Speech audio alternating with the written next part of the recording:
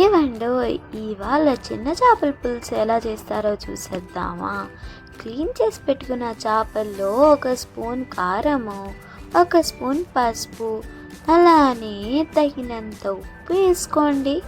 ఉప్పు వేసుకొని మసాలా మొత్తం చేపలకు పట్టేలాగా బాగా కలుపుకోండి.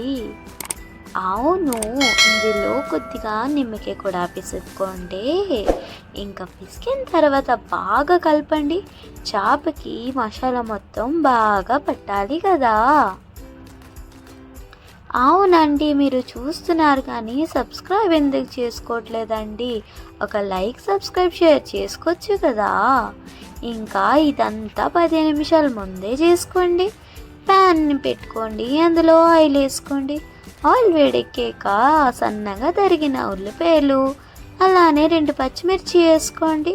అది 2 నిమిషాలు కొంచెం వేపాక అందులోని 2 టమాటాలు వేసుకోండి. చూపించిన విధంగా కట్ చేసుకోండి.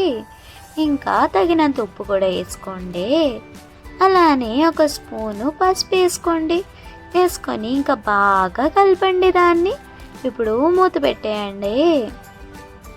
ఒక 3 నిమిషాల తర్వాత తీస్తూ మళ్ళీ కలపండి బాగా. ఇంకా గరిటతోని ఆ టొమాటోల్ని బాగా స్మాష్ చేయండి. చూడండి ఎలా స్మాష్ చేస్తున్నా. ఇంకో 5 నిమిషాల వరకు మూత పెట్టండి. మధ్య మధ్యలో కలుపుతూ ఉండండి, లేకపోతే కింద మాడిద్ది.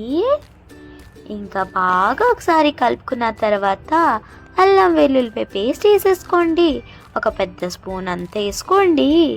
ఇంకా ఇప్పుడు 2 స్పూన్ల కారం వేసుకుందామా.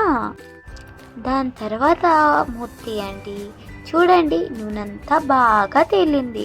అంటే గరం మసాలా ఇంకా అల్లం వెల్లుల్లి పేస్ట్ బాగా ఎగినట్టు.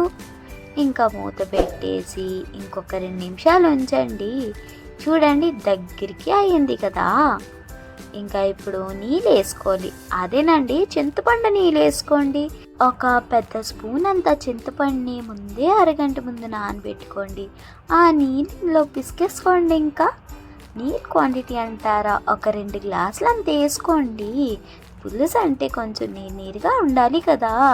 ఇగోండి నీళ్ళన్నీ వేసాక ఇంకా బాగా కలపండి. ఇప్పుడే ఉప్పు చూసేసుకోండి, సరిపోకపోతే ఉప్పు వేసుకోండి. ఇంకా దీన్ని బాగా మరగనియండి. ఒక 5 నిమిషాలు అనుకోండి. ఇలా బుడబడమంటుంది చూడండి. ఇంకా ఇప్పుడే ఆ చేపలన్నీ ఒకటి తర్వాత ఒకటి ఇందులో వేసేసుకోండి. ఇప్పుడు ఇది పులుసు కాబట్టి చిన్న బెల్లం మొక్క వేసుకున్నారనుకోండి, రుచి ఇంకా పెరిగిద్ది. ఇంకంతేనండి, ఒక 5 నిమిషాలు బాగా మరిగించండి. ఇంకా మన చేపల పులుసు అనేది రెడీ అయినట్టే. ఇప్పుడు కొద్దిగా గరం మసాలా వేసేసుకోండి. మేమైతే ఇంట్లో చేసింది వేసుకున్నాం. ఇంకా లాస్ట్కి కొత్తిమీర వేసుకొని దించేసుకోండి. సరే మళ్ళా బాయ్.